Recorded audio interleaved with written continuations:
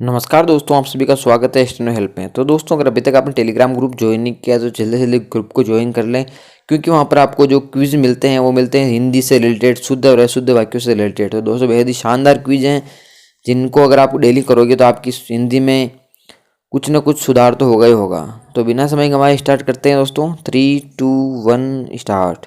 ये ससुर गब्बर काहे पूछता रहता है, कब है होली? Question mark. होली से इसका कोई न कोई कनेक्शन जरूर है, या पगला गया है लगता है। वैसे भी हर दिन खून की होली खेलता रहता है।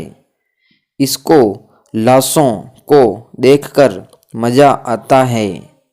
ये कमजोर असहाय गिड़गिड़ाते लोगों को देखकर हंसता है, ठहाके लगाता है और ताजुब तब होता है जब गब्बर के साथ उसके संगी साथी भी जोर का हंसते हैं, ठहाके लगाते हैं।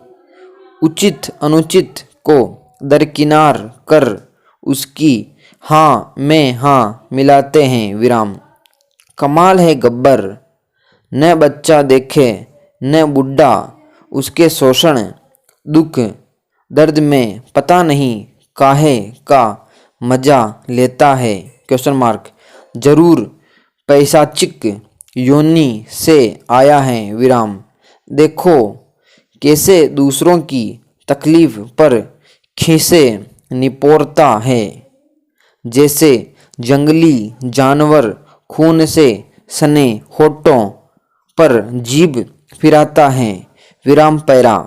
धर्म जात नस्ल के आधार पर घृणा या सत्ता पर वर्चस्व के लिए शोषण दमन हिंसा ये गब्बर की वृत्ति है। ऐसे नर पिशाच विश्व में हर जगह हैं, हर देश में विराम। आज चच्चे फिर सरक गए हैं, जब भी इन्हें गब्बर की याद आती है। और होली पर तो गब्बर की याद आ ही जाती है, तो एकदम जोर का गुस्सा करने लगते हैं विराम। लेकिन ये भी गलत बात है न कि होली जैसे त्योहार पर भी मंदिर मस्जिद जैसे आदिम झगड़े झंझट गरीब गुरबा पर हिंसा अत्याचार और राजनीति में शकुनी के कुटिल पासे छल प्रपंच के समाचार। Question mark. और तो और सीरिया में खून की होली चल रही है, उसके फोटो देखकर तो चच्चे क्या कोई भी इंसान दुखी हो सकता है विराम। अब इसी बात पर चच्चे चिंगाड़ रहे हैं विराम।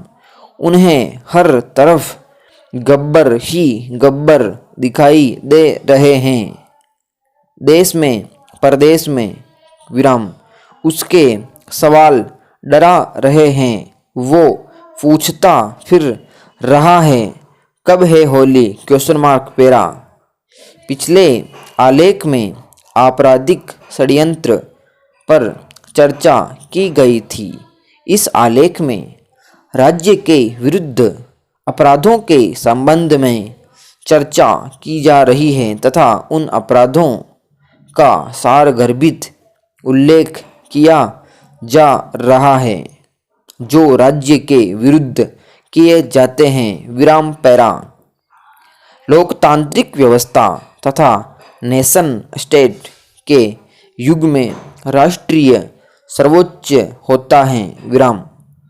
राष्ट्र का यह कर्तव्य होता है कि वह अपने नागरिकों तथा गैर नागरिकों के अधिकारों की रक्षा करें तथा उन सभी अधिकारों को नागरिकों तथा व्यक्तियों को उपलब्ध कराएं जिनका उल्लेख संविधान तथा अन्य विधियों में किया गया है। विराम मानव अधिकारों के इस युग में नागरिकों के समस्त अधिकार संविधान द्वारा उल्लेखित किए गए।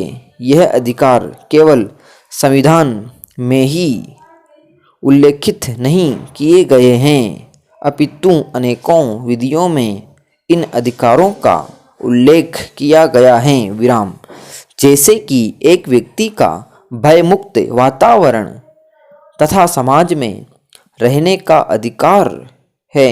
अब उस व्यक्ति को किसी अन्य व्यक्ति की किसी कार्य के माध्यम से भी दिया जा रहा है, तो राज्य का यहाँ पर यह कर्तव्य बनता है कि वह उस व्यक्ति को भयमुक्त समाज में जीने का अवसर दें। विराम राज्य अपने नागरिकों के अधिकारों की रक्षा करता है। विराम पैरा